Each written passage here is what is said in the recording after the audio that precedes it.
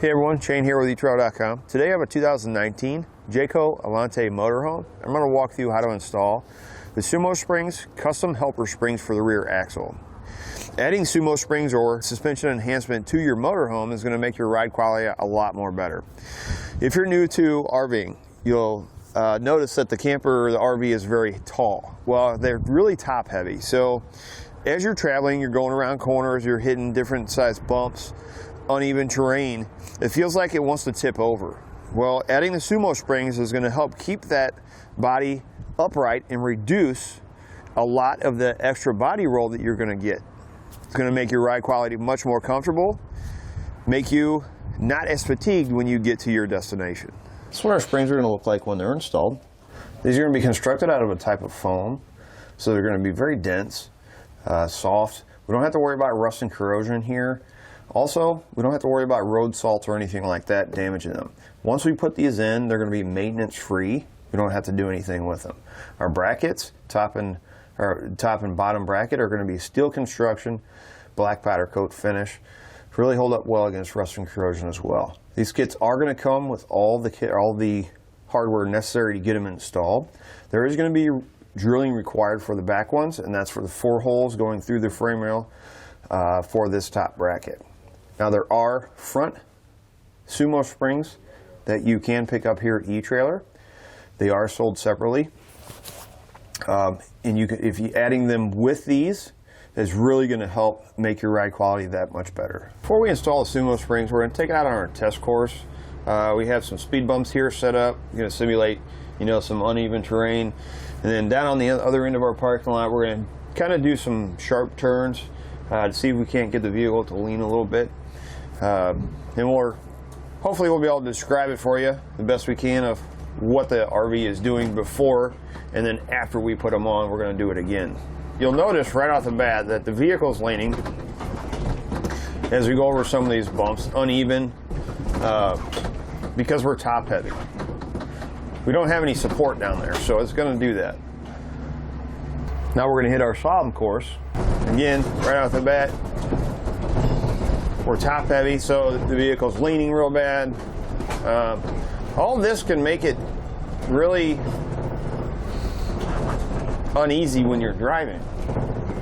You're going on a long trip somewhere, you got to constantly hold on to the wheel because you're worried, because the vehicle's leaning so much, and it fatigues you. It gets you wore out and doesn't make the trip very enjoyable. Now that we have our helper springs installed, we're going to go ahead and go back through our test course and see how much of a difference it made. We're going to start by going on some uneven terrain or our speed bumps that we have set up here. And what we're really looking for is how quick the vehicle settles, how much less movement we get out of the top of it, or how much less body roll we get. I can already tell you it feels a lot softer. It's not hitting as hard as it comes back down, or as the wheels hit that bump. I'm not getting near as much movement out of the top as we did before. Now we're in our slalom part here. And I can tell you there's a huge difference from when we didn't have them on here to having them on here now. It's really wanting to stay upright much more.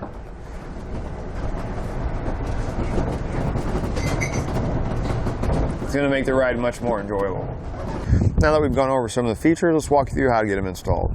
To start our installation, you want to make sure you have the wheels removed. Back of the RV supported. We're going to take our lower bracket. It's going to look like this. We're going to take our spring, the side that has a single hole in it, and we're going to thread it or mount it with a small hex bolt. I'm going to make sure that this flat side is on the spring. We're just going to hand tighten this one for now. We're going to mount our upper spring, our upper bracket. It's going to look like this. On the top of our spring, we're going to have 4 holes. We're going to use the 2 that are farthest apart. We're going to set it in place just like that. We're going to use the same hardware for the top. These, we're going to go ahead and tighten into place. essentially what it's going to look like, it's going to look like this. What we're going to do is we're going to set this in place. We're going to go, this is the front of our camper.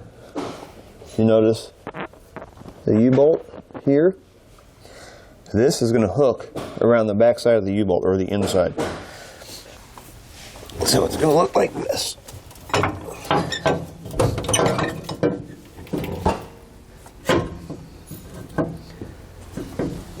Once we got this lined up, sit flat against our frame, so we can tighten this lower one down to our spring.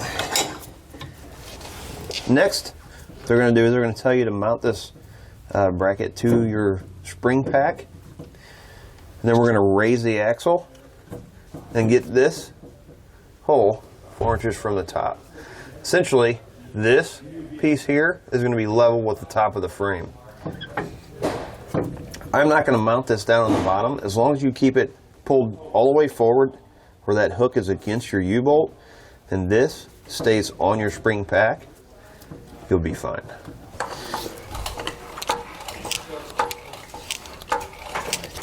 And we're going to come back. I'm going to use a paint marker. I'll mark here and here on both sides.